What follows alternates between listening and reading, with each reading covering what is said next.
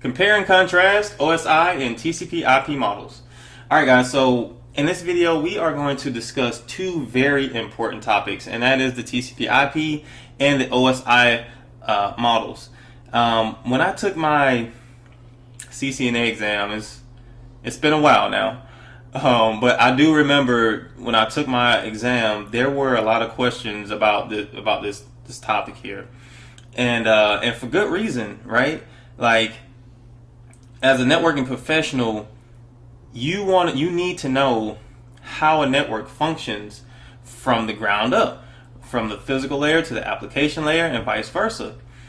This is invaluable information, man. Like, I use this stuff. I still use this information to this day, right? From designing networks to even troubleshooting networking issues, right? You can use this as a troubleshooting method to figure out issues.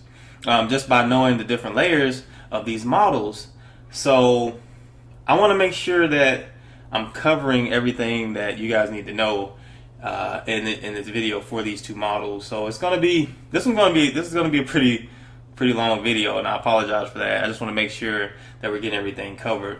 So without further ado, let's get started. All right, so we're going to kick things off with a brief history lesson on the TCP/IP and the OSI models. I mean, we're gonna go back to the 80s, man. It's gonna be fun times to talk about how things were done before a standard networking model like the TCP/IP model. Then, layer by layer, we are going to break down the TCP/IP model to get a full understanding of what happens at each layer. And we're also going to talk about how the TCP/IP model became the dominant networking model in today's network. All right. Then we're going to take that information and compare it to the OSI model. It's going to be fun, man. Like I said, we're gonna travel back to the 80s.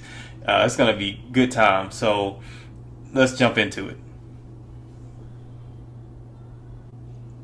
All right, so the first thing we need to ask ourselves is, what is a networking model, right? And why is it important? So a networking model, simply stated, it's a set of documents that define how a network should work. Right? It's a structure of documents that define everything that should happen for a network to work properly. Now, some of these documents refer to protocols, right? So protocols that define how devices should communicate with one another. And then you got documents that define the physical aspect of a network. Well, you know, what physical structures should you have in place, like cabling should you have to for this network to function properly. All right, you can think of a networking model kind of like a blueprint for building a house, right? So you want to build a nice, secure, sturdy home that won't fall down on you, and you want to make sure that the plumbing works and the electricity works. So you go by a set of blueprints that everybody can look at to make sure that everything's getting done properly, and at the end of the day, everything works the way it should work. Now, in today's world, TCP/IP is dominant, right?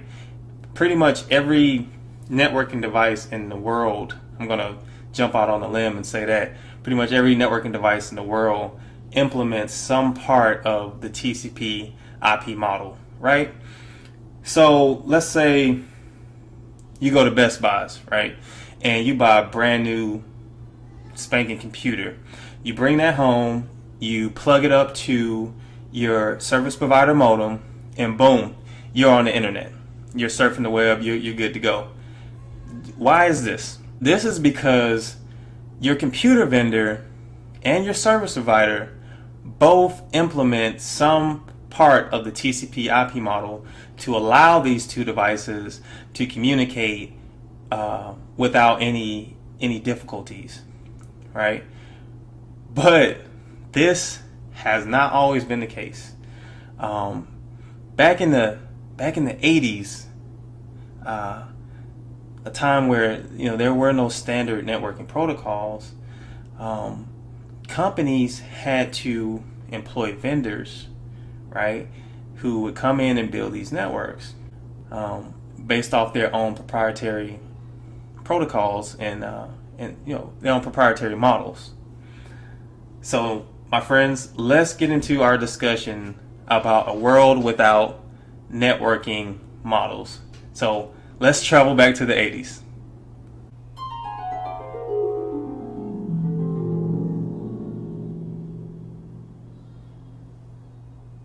All right, my friends, we are now in the 80s. I'm talking about a time of Super Mario Brothers for Nintendo, Cabbage Patch Kids, E.T. the movie, New Kids on the Block are all new and cool again. All right, I know some of you guys are thinking like, what the heck is wrong with this guy? But believe me, this was the cool thing back in the day. All right, this was cool stuff.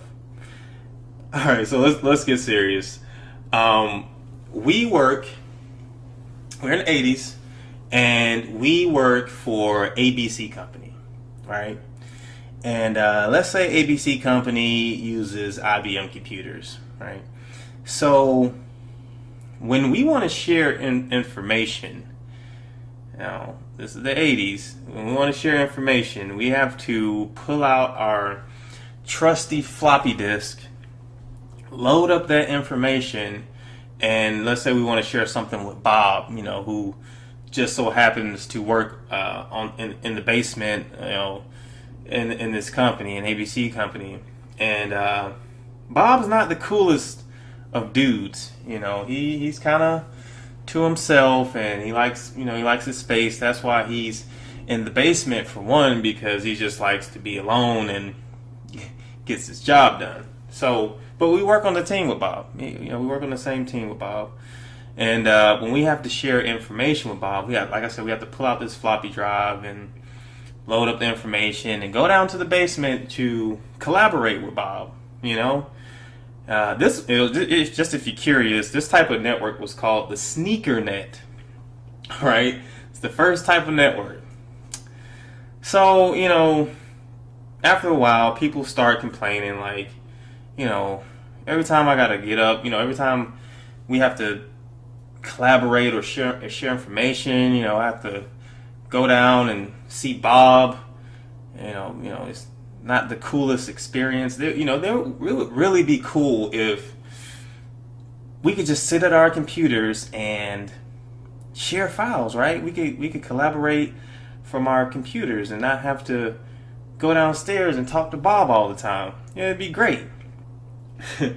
So eventually leadership listens and they say, you know what?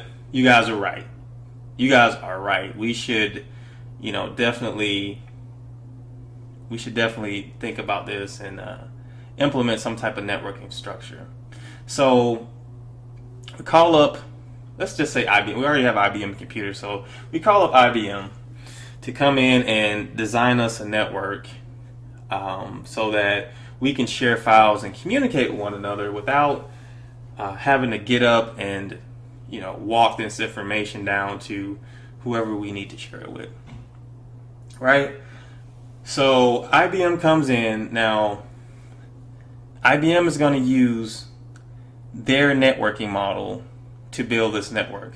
So we're talking about from the interface, the NIC cards, the interface cards on the computer, all the way up to the networking equipment. All the network equipment that's going to be used in this network, IBM is going to build it based off their proprietary model, right? And most of the time, and it works great, right? Everybody's happy. We don't have to go down and see Bob all the time when we need to share some information. Life is good. Productivity has gone up. Life is good. Now, what happens when, ABC. All right, so ABC company's starting to get big now. We're doing good things. We're starting to expand. We're making all kinds of money. Life is great. Now, what happens when ABC company is expanding and we end up buying XYZ company? XYZ is a little bit smaller, and going through some hard times, and we buy them out to grow. Right? Now, XYZ company is using another vendor's proprietary network to communicate. Right? So, what happens at this point? We have two vendors using two separate proprietary models to communicate, and they can't work with each other. They're not compatible with one another. So we end up having to have some poor engineer or engineers come in to make these two proprietary networks play nice with each other, right? And then you end up having this big complex network that's a nightmare to manage, and it's not scalable, right? It's not scalable at all. Now, wouldn't it be cool if there was a networking model? It was going to be a vendor-neutral networking model that any vendor can follow, and as long as they're following these guidelines, any computer in the world would be able to communicate with one another. Wouldn't this be cool? It's gonna reduce complexity when you have your mergers and whatnot, and it's gonna aid in competition. The small guys are gonna be able to compete now with the big dogs. Wouldn't this be a cool thing to have? This is exactly what the ISO was thinking. ISO is the International Organization for Standardization. They took on this task and it started as early as the 1970s. They recruited some of the biggest names in the business to design this model. And what they ended up coming up with is what we know today as the OSI model, or the Open System Interconnection model. Now, there was a second effort going on around the same time. This one sprung forth from the DoD, or the U.S. Department of Defense, and these guys recruited volunteers from various universities, volunteers not getting paid, to work on a standard vendor-neutral model that anybody could use. Right? This model ended up becoming what we know today as the TCP IP model. Right? All right, guys. Just a warning. We're about to leave the 90s. I know, it's sad, but we got to move on.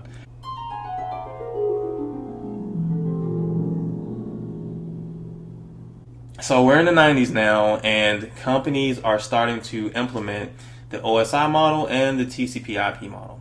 Now, unfortunately, it was a heated battle between the two for dominance, but towards the end of the 90s, more companies started to implement the TCP IP model over the OSI model, right? Now, in the 21st century now, TCP IP is king. It won the battle. You would be hard-pressed to find not saying that they're not out there, but you would be very hard-pressed to find a network that's running the OSI model stack.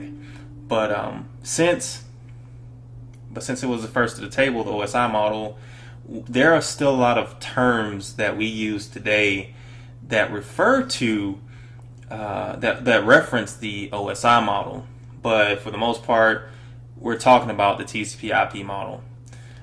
So we're gonna start our discussion into the TCP IP model. We're gonna start breaking down these layers, and then later on in the video, we're going to compare the TCP IP model to the OSI model to get that fully rounded understanding of the two protocols. All right. So the TCP IP model, right? It looks like this. Okay. you have 4 layers, and we're going to start from the top. You have application layer, you have your transport layer, you have your internet layer, and you have your link layer, right?